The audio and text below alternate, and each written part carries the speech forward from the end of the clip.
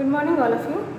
तो हम पढ़ रहे थे एंजियोस्पर्म और आज हम एंजियोस्पर्म के और आगे फर्दर उसमें क्या चीज़ें बाकी थी तो उसके बारे में आज हम सीखेंगे। First of all previous classes में जो बातें मैंने आपसे की उसको मैं एक बार यहाँ पे रिवाइज आपको करवा देना चाहती हूँ।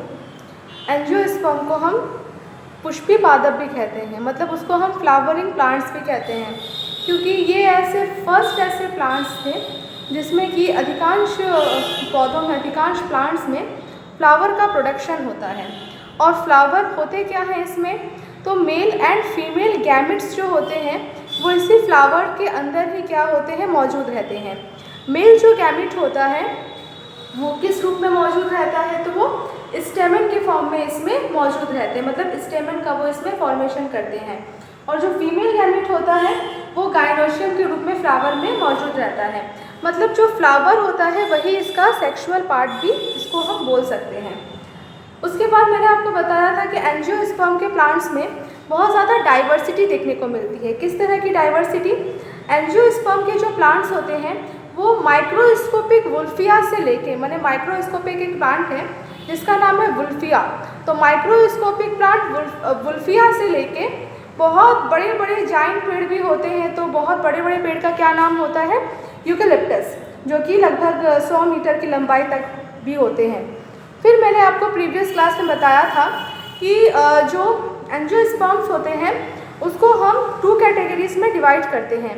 वो 2 कैटेगरीज इसकी कौन कौन सी हैं, तो पहली जो इसकी कैटेगरी है वो है डाइकोटिलिडन्स, जिसमें कि 2 बीजपत्र बनते हैं बीज में, और एक होती है मोनोकोटिलिडन्स, जिसमें कि जो सीड होता है, जो बीज होता है, केवल उसमें एक बीजपत्र पाया जाता है।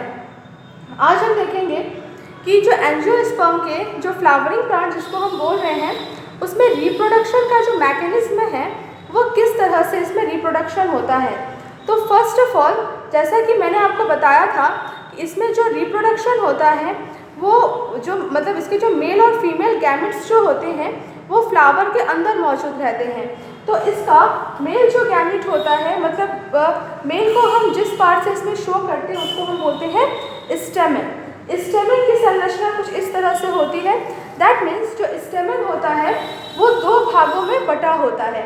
ऊपर वाले भाग को हम बोलते हैं एंथर, ठीक है। स्टेमन के ऊपर वाले भाग को हम बोलते हैं एंथर। आप बुक में देखोगे, अगर आपके पास एनसीईआरटी की बुक अब अवेलेबल हो गई है तो उसमें लिखा रहेगा परागकोश, ठीक है। तो एंथर को ही हम बोलते हैं परागकोश। परागकोश के नीचे एक लंबा सा तंतु होता है जिसको कि हम बोलते हैं फिलामेंट, ठीक है। मतलब इसका जो मेल गैमेट होता है, इसका जो मेल रिप्रोडक्टिव जो स्ट्रक्चर है, ठीक है, एंजियोस्पर्म में जो मेल रिप्रोडक्टिव स्ट्रक्चर है वो 2 पार्ट से मिलकर बना होता है। एक उसका भाग होता है एंथर, ठीक है, एंथर उसके ऊपर वाले भाग को हम एंथर बोलते हैं, और दूसरा वाला जो भाग होता है वो होता है फिलामेंट। इतना आपको क्लियर होगा। अब जो परागकण होते हैं, जो पॉलन ग्रेन होते हैं, वो इस एंथर के ऊपर ही भरे रहते हैं, ठीक है। परागकण, या हिंदी में इसको बोलेंगे, इंग्लिश में इसको बोलेंगे पॉलन ग्रेन, ठीक है। तो पॉलन ग्रेन किसमें पाए जाते हैं, पॉलन ग्रेन इस एंथर में भरे रहते हैं। तो ये तो आपका हो गया मेल रिप्रोडक्टिव स्ट्रक्चर के बारे में। अब हम बात करते हैं फीमेल रिप्रोडक्टिव स्ट्रक्चर को। फीमेल रिप्रोडक्टिव स्ट्रक्चर भी इसका फ्लावर्स में ही पाया जाता है।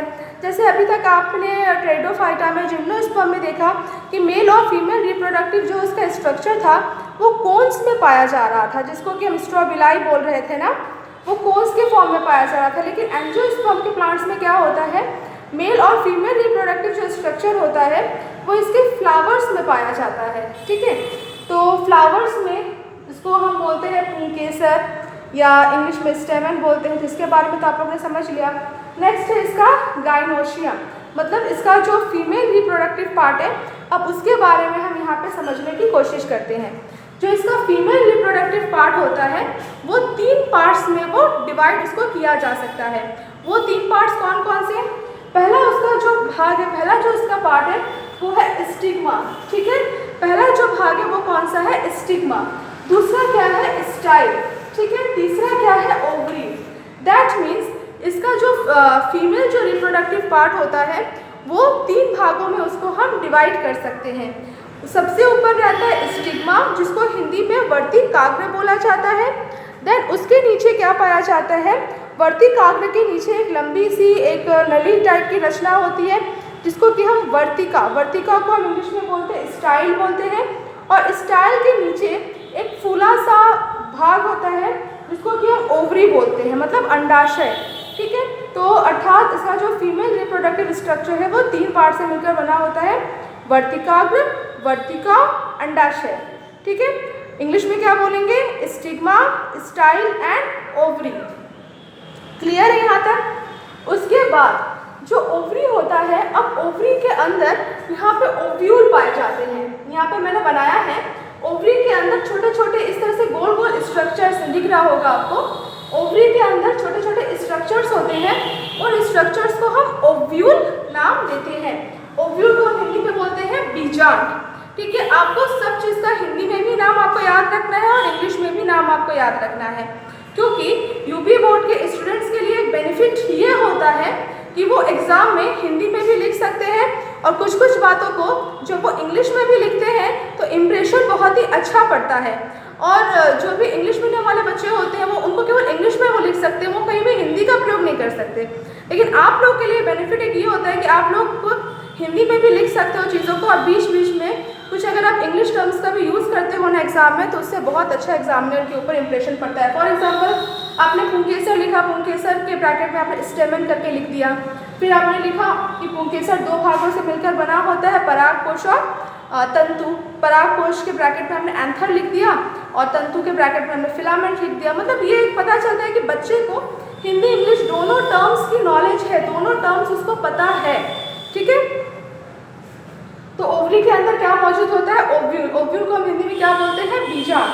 तो अभी तक मैंने आपको क्या बताया, मैंने आपको बताया मेल रिप्रोडक्टिव स्ट्रक्चर और female reproductive structure. Female reproductive structure stigma, style, ovary. Ovary के अंदर ओव्यूल मौजूद होगा, जिसको कि हम बीजांड बोलेंगे। अब इस बीजांड के अंदर की संरचना आपको समझनी है।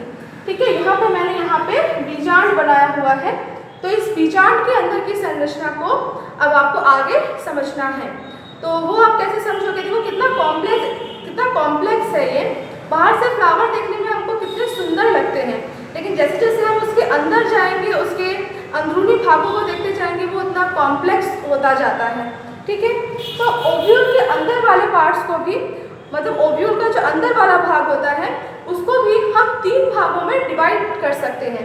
ठीक है, एक अब जो उसका जहाँ पे उसका एग मौजूद रहता है उस पार्ट को हम बोलते हैं माइक्रोपाइलर एंड। ठीक, उसको हम बोलते हैं माइक्रोपाइलर एंड। माइक्रोपाइलर एंड इस वाले भाग को बोलते हैं, और इस वाले भाग को बोलते हैं चैलेंजर एंड। इस वाले भाग को हम क्या बोलते हैं, इस वाले भाग को हम बोलते हैं चैलेंजर एंड। अब इस माइक्रोपाइलर वाले भाग में 3 कोशिकाओं का एक समुच्चय, एक संग्रह मौजूद होता है। वो मतलब 3 कोशिकाओं का सेट मौजूद होता है, ए सेट ऑफ ट्रिपल सेल्स। ठीक है, तो उन ट्रिपल सेल्स का नाम क्या है, इसमें 2 सिनर्जिड्स मौजूद होंगी। ठीक है, इसमें क्या मौजूद होगा, बीजांड के अंदर की बात कर रहे हैं आप। बीजांड के अंदर 2 सिनर्जिड्स मौजूद होगा, 2 सिनर्जिड्स मौजूद होंगी, एक एक्सेल मौजूद होगा। ठीक है, 3 कोशिकाएं हुई ना, 2 सिनर्जिड्स और एक एग सेल। उसके बाद फिर क्या मौजूद होता है, यहाँ पे पोलर न्यूक्लियस। ठीक है, दो यहाँ पे पोलर न्यूक्लियस मौजूद होते हैं बीच में, और सबसे लोअर पार्ट में, मतलब सबसे नीचे क्या मौजूद होता है, 3 एंटीपोडल सेल्स। ठीक है, यहाँ पे क्या मौजूद होता है, 3 एंटीपोडल सेल्स मौजूद होती हैं। चलो फटाफट से इसका हम रिवाइज करते हैं, आप अपने मन में भी इसको बोलना मेरे बोलने से पहले। जो स्टिग्मा मतलब गायनोशियम को हम 3 पार्ट्स में डिवाइड करते हैं, स्टिग्मा, स्टाइल, ओवरी। ओवरी के अंदर मौजूद होता है ओव्यूल। ओव्यूल को भी हम 2 पार्ट्स में डिवाइड कर सकते हैं, माइक्रोपाइलर एंड और चैलेंजर एंड। माइक्रोपाइलर एंड के पास क्या मौजूद होता है, 2 सिनर्जिड्स कोशिकाएं, एक एग सेल, बीच में मौजूद होता है 2 पोलर न्यूक्लियाई। ठीक है, इन सबका हिंदी आप लोग देख लेना। पोलर न्यूक्लियाई को वहाँ पे लिखा होगा केंद्रीय केंद्र, मतलब सॉरी पोलर का लिखा होगा ध्रुवीय केंद्रक। ठीक है, इस तरह से करके लिखा होगा। तो यहाँ पे 2 पोलर न्यूक्लियाई मौजूद होता है बीच में, और नीचे मौजूद होता है एंटीपोडल सेल्स, जिसको कि प्रति व्यसनात् इस तरह से कुछ करके लिखा होगा। आप सबकी हिंदी भी इसके साथ साथ में लिखते हुए जाना नीचे नीचे, मतलब ब्रैकेट में करके। ठीक, अब यहाँ तक तो इसके स्ट्रक्चर की बात हो गई। अब हम आगे देखेंगे कि डबल फर्टिलाइजेशन का जो मैकेनिज्म है वो कैसे होता है। ये बहुत इंपॉर्टेंट है और मैं इसको एग्जाम में ज़रूर पूछती हूँ कि डबल फर्टिलाइजेशन कैसे है और किस प्रकार से होता है। तो सुन लो पहले स्टोरी के रूप में, फिर मैं आपको समझाती हूँ। जो स्टेमेंस होते हैं ना, स्टेमेंस को 2 भागों में बांटा जा सकता है, एंथर और फिलामेंट। और एंथर के अंदर क्या मौजूद रहता है? एंथर के अंदर मौजूद रहता है पॉलन ग्रेन, परागकण। तो परागकण जब मैच्योर हो जाते हैं, परागकण मतलब पॉलन ग्रेन जब मैच्योर हो जाते हैं तो वो उनको मुक्त कर दिया जाता है, मतलब एंथर फट जाती है और पॉलन ग्रेन उसमें से बाहर निकल जाते हैं। वो पॉलन ग्रेन जो मैच्योर पॉलन ग्रेन होते हैं वो फ्लावर के स्टिग्मा के पोर्शन पर पहुंच जाते हैं, ठीक है। और स्टिग्मा के पोर्शन पर पॉलन ग्रेन जाके वहाँ पे जाके जर्मिनेट करने लगते हैं। पॉलन जो इस तरह का जो पॉलन ग्रेन होता है, पॉलन ग्रेन डेवलप जब करता है तो उससे एक पॉलन ट्यूब निकलती है, ठीक है। पॉलन ग्रेन से जब पॉलन ग्रेन डेवलप करता है तो पॉलन ग्रेन से एक पॉलन ट्यूब निकलती है, जिसको कि एनसीईआरटी में हिंदी में लिखा होगा कि एक पराग नलिका निकलती है, ठीक है। वो पराग नलिका, उसमें क्या होता है 2 मेल गैमेट्स होते हैं। एक पराग नलिका में क्या होता है 2 मेल गैमेट्स का फॉर्मेशन होता है, जिसमें से एक जो मेल गैमेट होगा, मतलब हिंदी में बोले तो एक जो नर युग्मक होगा, वो नर युग्मक इस एक्स सेल के साथ जाके फ्यूज कर जाएगा, मतलब इसके साथ जाके वो निषेचन की प्रक्रिया में भाग लेगा, ठीक है, फर्टिलाइज हो जाएगा। एक नर युग्मक, एक मेल गैमेट बीजाणु ओव्यूल के एक्स सेल के साथ जाके फर्टिलाइज हो जाता है, ठीक है, जो कि फर्स्ट फर्टिलाइजेशन कहलाता है, या जिसको कि हम ट्रू फर्टिलाइजेशन भी बोलते हैं। दूसरा जो मेल गैमेट होता है वो 3 पोलर न्यूक्लियाई के साथ जाके फ्यूज हो जाता है, फर्टिलाइज हो जाता है, जिसको कि हम दूसरा निषेचन कहते हैं, ठीक है। तो यहाँ पे मैंने ये चीज़ को लिख भी दिया है। फर्स्ट जो मेल गैमेट होगा वो एक्स सेल के साथ जाके फ्यूज होगा और जाइगोट का फॉर्मेशन यहाँ पे हो जाएगा। जाइगोट आगे डेवलप करके एम्ब्रियो का निर्माण करेगी, ठीक है। सेकेंड जो मेल गैमेट होगा वो पोलर न्यूक्लियाई के साथ जाके फ्यूज होगा और पेन का निर्माण होगा। पेन मतलब लिखने वाला पेन नहीं, पेन का यहाँ पे फुल फॉर्म है प्राइमरी एंडोस्पर्म न्यूक्लियस, ठीक है, मतलब प्राथमिक भ्रूणपोष केंद्रक का निर्माण होता है। ये जो पेन होता है, मतलब प्राइमरी, इसका फुल फॉर्म मैं बोल रही हूँ, अपने लिख लेना, प्राइमरी एंडोस्पर्म न्यूक्लियस। ये जो पेन होता है ये आगे चल के क्या बनाएगा, ये आगे चल के फॉर्मेशन करेगा एंडोस्पर्म का, ठीक है। ये आगे चल के फॉर्मेशन आपको किसमें करेगा, ये आगे चल के आपका फॉर्मेशन करेगा एंडोस्पर्म का, ठीक है, मतलब भ्रूण पोष का इससे क्या होगा, फॉर्मेशन होगा। भ्रूण पोष मतलब भ्रूण को पोषण प्रदान करने वाला, भ्रूण को पोषकता प्रदान करने वाला जो कोशिका होता है उसका निर्माण होगा। तो आई होप आपको यहाँ तक समझ में आया होगा। देन ये एग से एक मेल गैमेट फर्टिलाइज होता है और क्या बन जाता है, जाइगोट। जाइगोट आगे चल के डेवलप करके एम्ब्रियो बनाएगा। एक जो दूसरा मेल गैमेट होगा, दूसरा जो नर युग्मक होगा, वो इन 2 पोलर न्यूक्लियाई के साथ जाके इस तरह से फ्यूज कर जाएगा और तीनों मिलकर कहलाते हैं प्राइमरी एंडोस्पर्म न्यूक्लियस, मतलब पेन, ठीक है। और इससे क्या बनेगा, एंडोस्पर्म हिंदी में बोलेंगे तो भ्रूण पोष बनता है, ठीक है। एंटीपोडल सेल्स क्या हो जाती है, खत्म हो जाती है, नष्ट हो जाती है। सिनर्जिड सेल क्या होती है, ये भी नष्ट हो जाती है। ये जो पूरा जो ओव्यूल है, ये पूरा जो ओव्यूल है, ओव्यूल किसमें कन्वर्ट हो जाता है, ओव्यूल कन्वर्ट हो जाता है सीड में। सीड मतलब बीज में। और ये जो पूरी ओवरी है, ठीक है, ये पूरी ओवरी किसमें कन्वर्ट हो जाती है, तो ओवरी कन्वर्ट हो जाती है फ्रूट में। समझ में आ रहा होगा।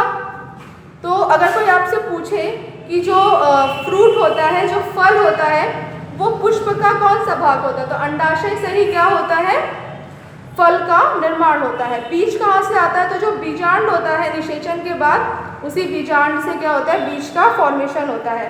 भ्रूण कहाँ से आता है? तो जाइगोट। अब जाइगोट बना कैसे, वो आपको प्रोसीजर पता चल गया होगा। ठीक, तो ये था आपका मोस्ट इम्पॉर्टेंट आज का लेक्चर।